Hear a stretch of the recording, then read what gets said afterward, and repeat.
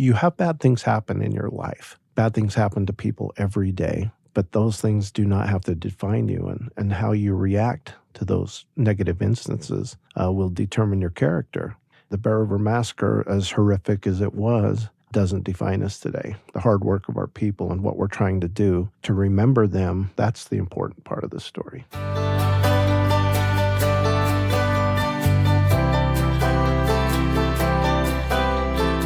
Welcome to the Saints Podcast. I'm Ben Godfrey. And I'm Shaylin Back. Thanks for joining us today. We're going to be talking about Chapter 27 of Volume 2 of Saints, Fire in the Dry Grass. And we have two amazing guests here with us. Why don't we have both of you just take a minute and introduce yourselves. First, Darren Perry. Thank you for having me. It's wonderful to have the church acknowledge our history. And so I serve as the chairman of the Northwestern Band of the Shoshone Nation.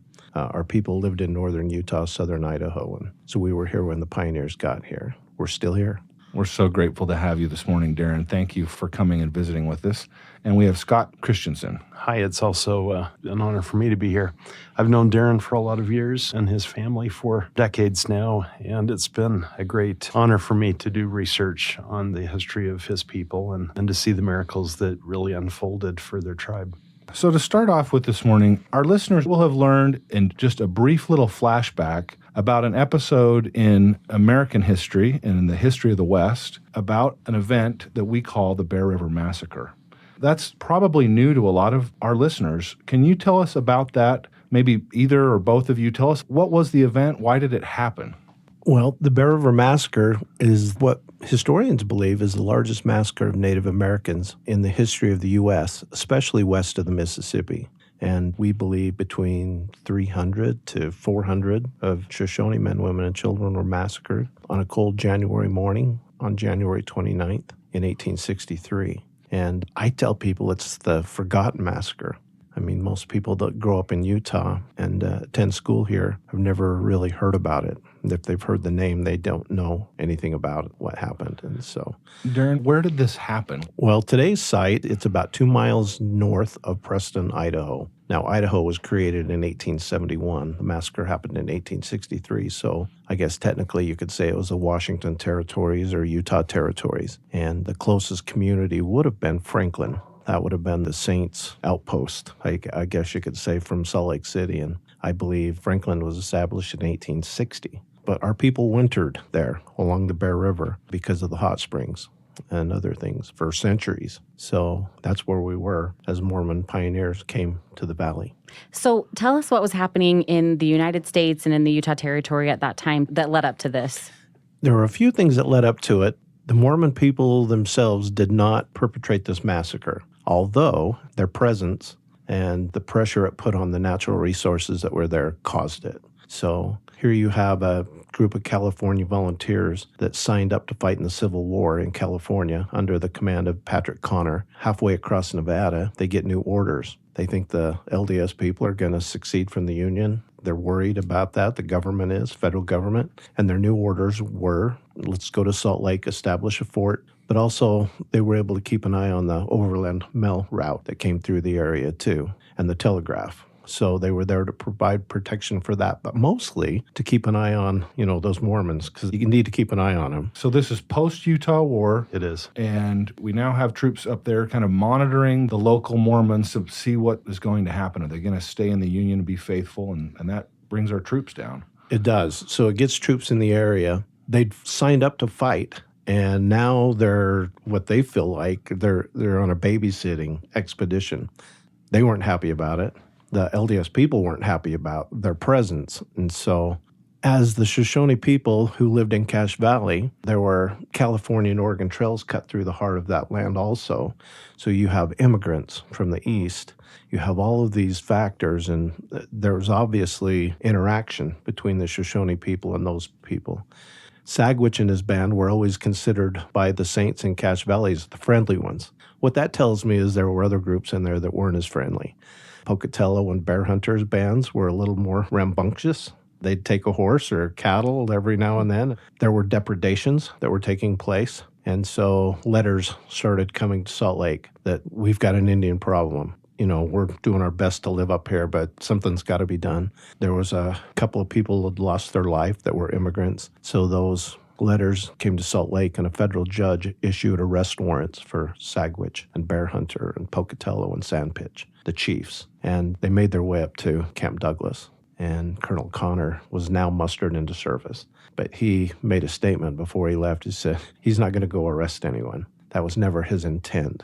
He said that nits make lice, so it was his intent to make sure that there wasn't going to be an Indian problem going forward if he had anything to do with it.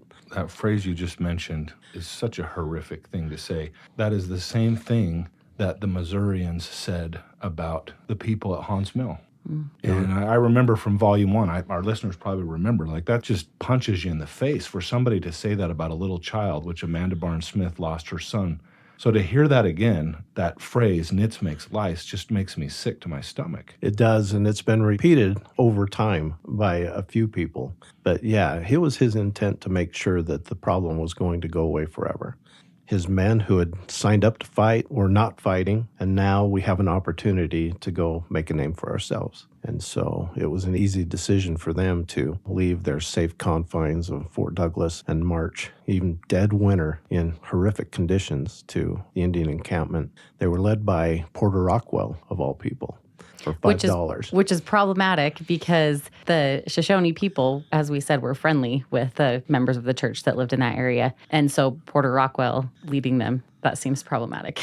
It's a little bit, well, not to us, because we don't believe he took part in any way. And we don't believe any of the local saints took part. The saints didn't fire a bullet, but they were absolutely the cause of the massacre. Because if they would have stayed out of Cache Valley and the immigrants would have stayed out of Cache Valley, there wouldn't have been that pressure on the resources. We lived a hunter-gatherer lifestyle. So it was important that we have those wild seeds and berries at certain times of the year.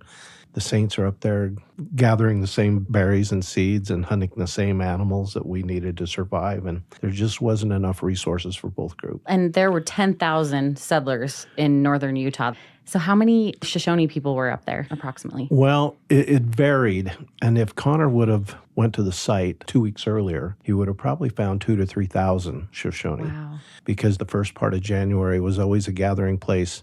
And they performed a ceremony called the Warm Dance. The Warm Dance hasn't been done since that massacre, but the Warm Dance was performed to bring in spring faster. And so Shoshone groups from everywhere, Wind River, the Eastern Band, the Western Shoshones, all those family groups would get together for a 2-week celebration to dance and to worship and to play games and renew acquaintances that a lot of times it was a yearly event that everybody got together. By that time, most of the groups had gone, and we think there were probably between 500 to 700 Shoshone. It's hard to say, and history hasn't really preserved that.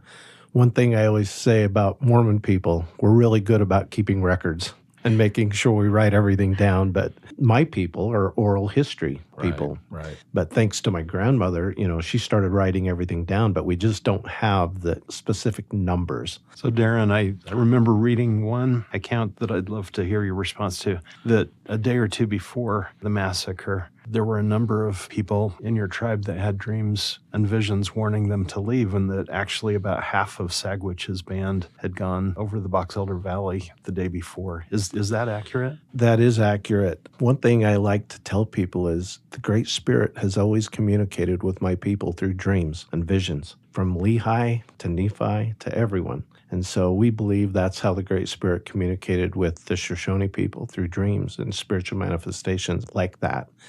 There was a medicine man by the name of Tin Dup that 2 days before the massacre had a dream one night. In his dream, he saw his people being killed by pony soldiers. He woke everyone up in the middle of the night, including all of the chiefs, and had counsel and said, here's what I had a dream. And it wasn't that the chiefs didn't believe him, because there were a lot of families that moved with Tin Dup that night. Sagwitch and some of the other chiefs, though, had always had interaction with the military before. They'd always been able to parlay or negotiate a peaceful settlement. Very seldom were shots fired and people were killed. So they felt like moving a whole village of maybe 500 to 700 Shoshones in the middle of the night in January, bitter cold, deep snow, below freezing, was probably a monumental task, first of all, if they could pull it off. And they couldn't pull it off without leaving tracks of where they were going. And so I just felt like they thought that they probably could negotiate their way out of whatever was coming because they'd always been able to do so. But there were a number that had gone with Tin Dup and his family. Some went to Brigham City, where a lot of our saints were living and working for the pioneers. Some went to Promontory. There was a large group of Shoshones that wintered at Promontory. At the massacre, the soldiers arrive, and maybe can you relate what happened there, but then also how did Sagwitch escape? Sagwitch was always the first one up. Our history tells us. He got up as usual on the morning of January 29th, and he stepped outside of his teepee to survey the area around his encampment. And as he looked to the southeast, there's a bluff, and the town of Preston is up on that bluff today. But he noticed what he described as a cloud that was on the edge of the rim. And I don't think he quite understood what it was until that cloud started moving down the bluff. And then he realized what was taking place. The troops from Camp Douglas had arrived. What he was seeing, if you can imagine, it's below zero. The horses had been going all night, the cavalry. They were there. They were lathered up, fighting through the deep snow. Every time the horse would take a breath, it would puff out steam. So this was a steam cloud of 200 horses and men, and they'd arrived. And so Sagwitch woke everyone up, told them to get ready. He wasn't quite sure what was going to happen, but if there was going to be a fight, they needed to be prepared.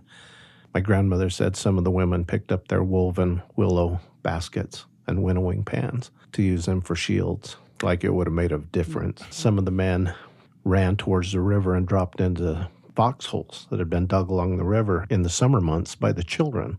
I mean, think about that. I can totally imagine living along that river and digging these clay foxholes as a youth. The military said those foxholes were dug quickly because they knew they were coming. Well, it's January. Yeah, You're not ground's digging frozen. anything in January. So they used those, and I'm sure never did those men realize that they'd be using those holes to await a military conflict. Connor and his men got closer to the river, and as they forded the river, they began to fire upon the Shoshone people. So there was no opportunity for the chance to even try to negotiate. None. It was shoot and ask questions later. We believe the massacre happened over the course of about 4 hours by the time they'd completely left the area. And by then, we believe between 300 and 400 Shoshone men, women, and children were dead, massacred at the hands of civilization. Sagwitch was on the battlefield for most of the day, the massacre field, and escaped by riding a horse across the river. And another man escaped by holding onto the tail of the horse that Sagwitch rode across the river. Sagwitch received a bullet wound to the hand, but that was about it. And he escaped to live another day. The people that survived this horrific attack, where did they go? What happened to them? In the book, we have this very brief flashback, like a paragraph that says that this massacre that you've just described happened. And then we kind of flash forward to where it's many years later and Sagwitch and his people are still around. What kind of happened in between there? The funny thing is, Sagwitch didn't really leave the area. He stayed in the Cache Valley. And we think he went to the south end of Cache Valley in a town today called Paradise. And it is Paradise. I was there yesterday. I have an old farmer friend up there that I go sit on his porch at night as the sun's going down, and it's up by Porcupine Lake, and it's just beautiful. It is oh beautiful. My goodness, it's awesome. So we believe Sagwitch went there. There's actually a basin up on the hill there, and it's called Sagwitch Basin by everybody in Cache Valley, and so we believe he went there as a place to escape, and it was hidden, and no one would bother him. I think he probably went to regroup, but there were groups of people that really scattered. So we have some in Brigham City, some north to Pocatello area, to Fort Hall, and some to Promontory, some to the Eastern Band, some to Duck Valley. We had cousins everywhere, and maybe some even to the Goshutes. The Goshutes are really Shoshone. Don't let them tell you anything different. And so they speak our language fluently, and we recognize them as close cousins. So it's interesting, the massacre happens in 1863. The federal government doesn't establish reservations until 1869. And so the remnant of these people affected by this horrific event are still living in the area, and they have to figure out a way to continue to live as their world gets smaller and smaller with competition from settlers. They tried to pick up the pieces the best they could. And Sagwitch stayed in the Cache Valley. They worked for local farmers and ranchers to just do anything that they could to maintain a lifestyle they'd always known and to stay in this beautiful country. There was a group of Shoshones that established just north of Corinne a farm with the help of George Washington Hill, and this is a few years later.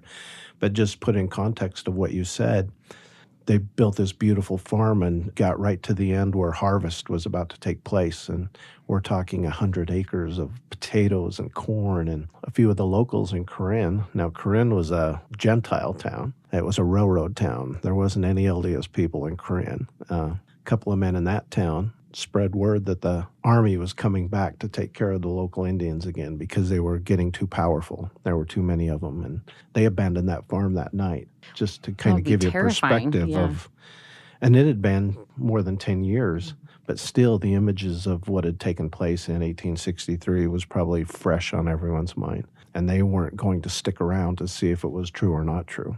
So it's incredible.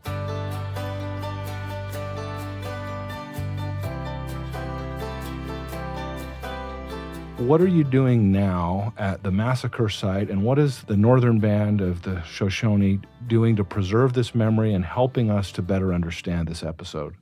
I love history, and I loved sitting at the feet of my grandmother. Her name was May Timbimbu Perry. She was our tribal historian. Scott knows her as well as I do, actually, so because he did a lot of research work with her. But she'd tell me all these stories and bring these things to life. And I developed a great love for history. So I go to school and the teacher says, we're going to talk about Native American history next week. And I'm so excited because now my classmates are going to hear what I've heard my whole life. Right. And we come to that day and none of the stories that my grandmother told me are being taught. And so it was just mind-blowing to me that there was that disconnect. Because of that, it's just been so important for me to share a part of history that has been lost. And I believe that we're not better off because we don't have it. And so it's important to me that we share the Shoshone history from the Shoshone perspective. We have a perspective that is unique and that it's never been heard in the world today. And so 2 years ago, well, not quite 2 years ago, we were able to purchase 700 acres of that sacred massacre site. Now, here's a group of people who were not given reservation land. So if you think of it in that terms, natives identify with land. Mm-hmm. Having land is really, really important to Native American people. And even if it's a reservation land and land that maybe they were moved to, there's a sacred feeling there. And so being one of the tribes without reservation land was always a problem for us. And so a couple of years ago, we started putting in our minds if we were to have a piece of property to call our own, that land would certainly be what we would want to have, especially since most of the bodies were never buried. They're just under the surface. And so it's sacred burial ground to us.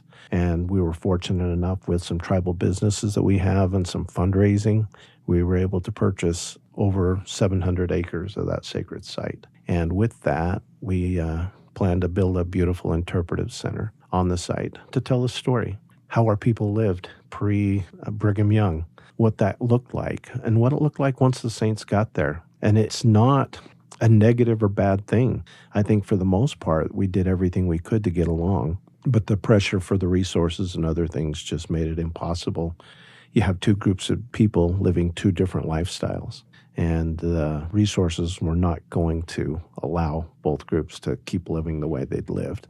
And so it's just really important for us to want to obtain the land to be able to tell the story from our perspective. It's a very important story to tell, and that's why we really appreciate having you here to provide that perspective, especially as Ben, you mentioned, this is just kind of a paragraph in Saints, and so to hear more of the story was great.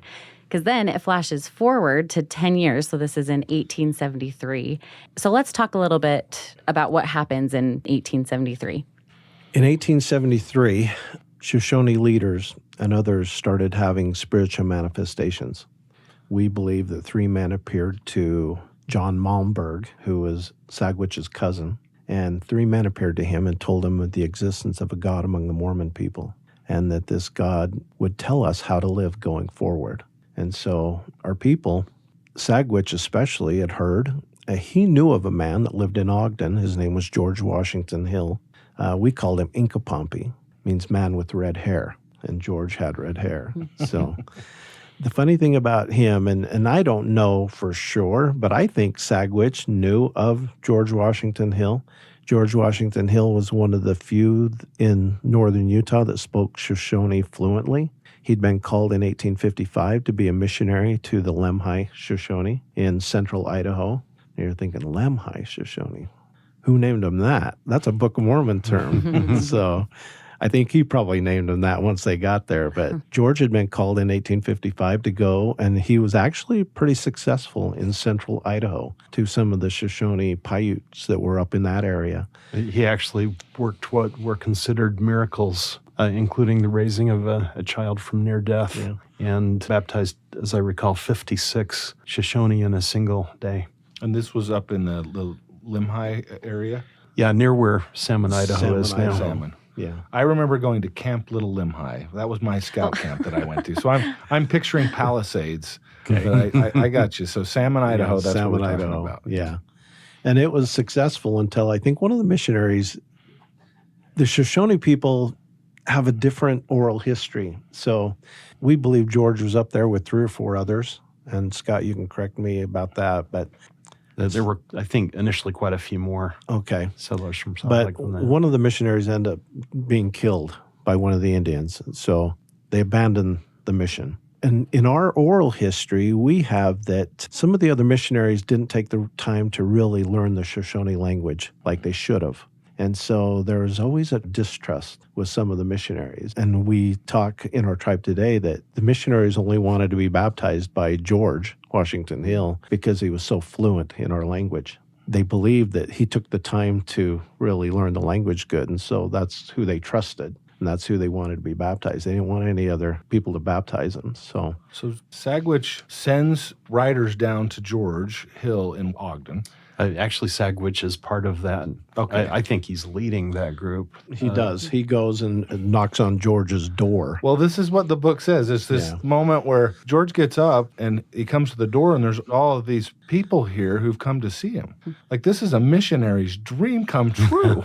Can you imagine? Except for the fact that George wasn't a missionary anymore. Yeah, he didn't have permission. He didn't have permission, and he told Sagwitch and his people that.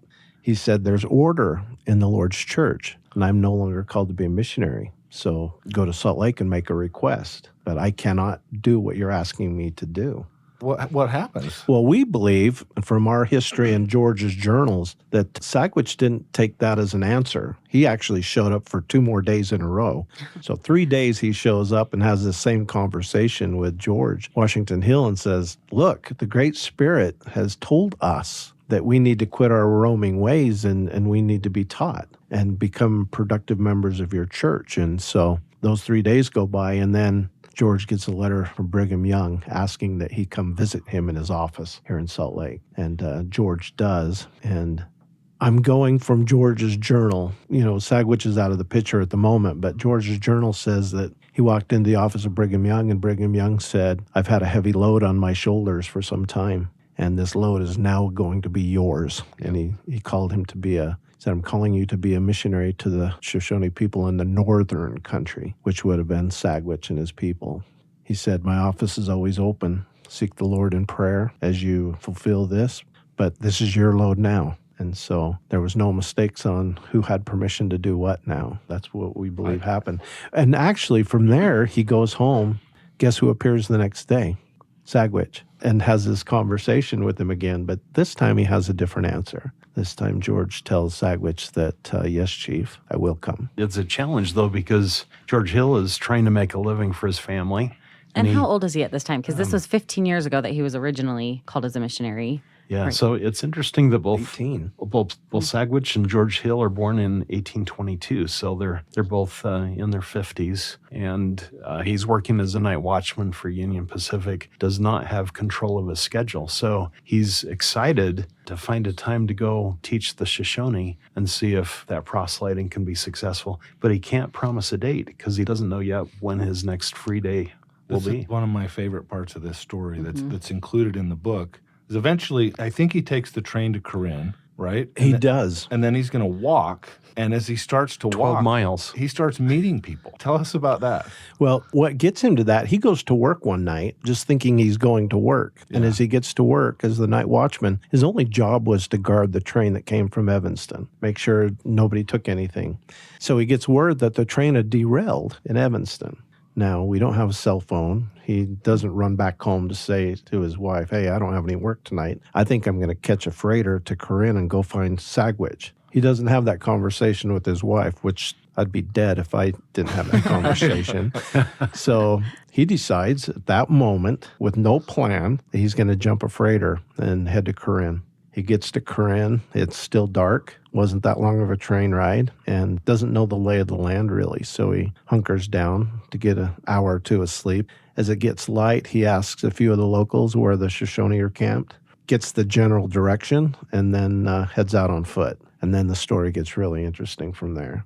He encounters a Shoshone brave riding a horse towards town that tells him, hey, I'm going to town to get meat for a great feast. And he was probably confused. And he meets actually another one that was on his way to town to get food. As he travels further down the road, as he gets closer to the Shoshone encampment, we believe that Sagwitch, he sees in the distance a man riding a horse, leading a horse. And it was his friend that he'd met on his doorstep a few times already. It was Sagwitch. Can you imagine the conversation those two had? And I'm going to just make it up in my head, but I can imagine it went something like this. Sagwitch said, I'm here to pick you up. I'm sure you're tired. And to which George probably said, that's awesome. Thank you. I am tired. But I didn't tell anybody I was coming. To which Sagwitch said, I had a dream last night, and the Great Spirit told me you were coming. What's not lost on me is, the Great Spirit had prepared George and Sagwitch for this moment. He'd prepared them to meet on that specific day and time. And so a group of Shoshone people who had had their lives turned upside down 10 years previous could now have the opportunity to hear something that would change their life forever. And that's kind of what happened. It's just miraculous. I mean, it's just a miracle. There's no other way to describe it. When I first learned of this story, I was talking to Scott about it. And I grew up in Cache Valley, Darren. So I knew a little about the Bear River Massacre. And then come to find out later, my own grandfather, Newell Nish, who lived in Plymouth, Utah, was really good friends with your grandfather, Moroni Timber. My great-grandfather. Great-grandfather. Oh, wow. And he would come in and winter in Plymouth, and they were really good friends. And Moroni was the first Native American bishop in the church. Your people have an amazing history. They joined en masse. They did. Tell us about what happened. Well, that morning, as George described in his journal, and I've read every journal that George ever wrote in and his family histories, what he described the greatest feast that ever was. He starts teaching them the gospel. I don't know if it was an hour or two later or the next day, George ends up baptizing 101 Shoshones in the Bear River. Think about that. It's the same Bear River where Sagwitch had seen almost the entire destruction of his people. So fast forward, the church establishes a church farm for our people. We were supposed to be moved to Fort Hall by the government, and Sagwitch had a conversation with Brigham Young to say, what should we do? We're members of the church now. And Brigham Young counseled him to not go to a reservation, that there would be some property secured for them. And they would be taught to farm, grow crops, and raise cattle and sheep and live like the pioneers were living. Mm-hmm. It was a different way of life. And so Sagwitch and his people are often described, and I've heard it described many times, as having a childlike faith. They did everything to exactness in what they were asked to do. And there were so many firsts. Sagwitch and his wife, Biwachi, were one of the first Lamanite couples to receive their endowment and were sealed as a couple in the endowment house by Wilford Woodruff. 1875, 2 years after. That's amazing. A couple of days after Sagwitch was baptized, he was called to Salt Lake and was given the Melchizedek priesthood.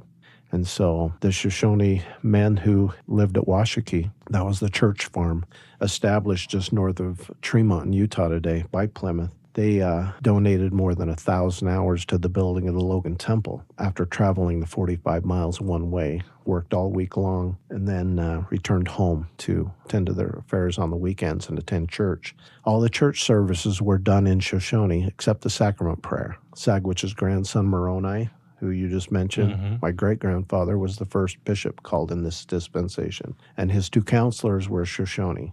And I've got a beautiful picture of the first Shoshone Relief Society in 1918. Wow. A group of Shoshone women outside the church for a picture.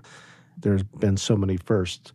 They were really successful in living in united order for many years. People will think of that and think, well, they had all things in common. That's true, but that's the way of life they'd always lived.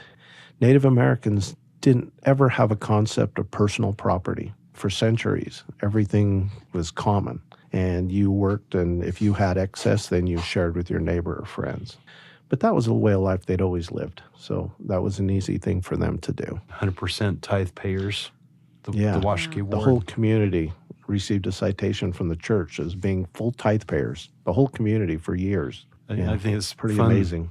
Sagwich's son, Jaeger, who was a survivor of the Bear River Massacre as a 10 or 11-year-old, he attends General Conference. Almost all the Washakie Saints would come twice a year to conference in Salt Lake. And he was invited to the stand in 1926 and was given the opportunity to be one of the speakers. And he spoke in Shoshone, and someone stood next to him to translate. And we've done a lot of research and have learned that that is the first occurrence in the history of the church where a conference talk was given in a language other than English. Wow. And was it prepared before? Or was it on the spot? No, Oh, it was wow. on the spot. And the funny thing is I had a meeting a couple of months ago with Elder Snow, and he walked in and said, and the presiding bishop's there, and he said, "Who can tell me what the first language other than English was spoken from the pulpit at General Conference?" And I looked at him and I raised my hand and I said it was Shoshone. And he goes, "How did you know?" Of course. And I said, well, he was my great-great-grandfather for one. So, but you think about it, all the saints from England and Scandinavia and other countries were here. I would have thought Dutch or something Sure. was spoken before Shoshone. The funny thing about his remarks, and he bore his testimony and his bishop translated. One of the things he said in his testimony was the gospel had changed his life in such a way that he no longer had a desire to kill the white man. I imagine it woke up a few guys on the front row of the tabernacle as he said that, and then just talked about what the gospel had done for him and his people and how faithful they were in living it. Darren, this is such an inspiring story. It's an incredible story. And if our listeners happen to live in the Intermountain West, I would just invite you, if you're ever in the Cache Valley area, on your way from Preston up to Downey, there's a marker there. Soon there will be an interpretive center. Take the time to go and learn about this incredible and really important part of our history.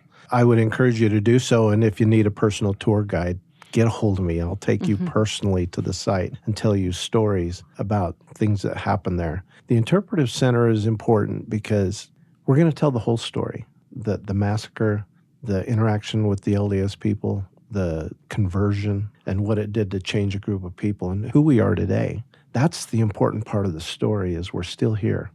The massacre didn't define us, but it makes us work harder to be a better people. You have bad things happen in your life. Bad things happen to people every day, but those things do not have to define you, and how you react to those negative instances will determine your character.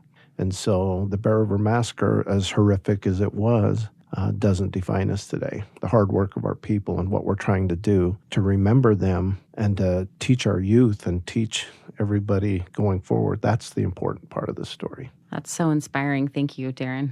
Oh, my pleasure. Thanks for having me.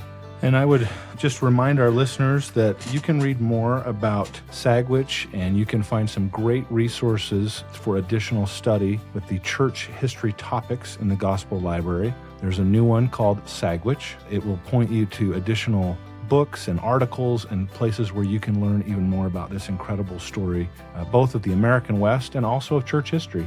It's an important part of who we are, and we're so grateful, Darren and Scott, for you coming today and visiting with us.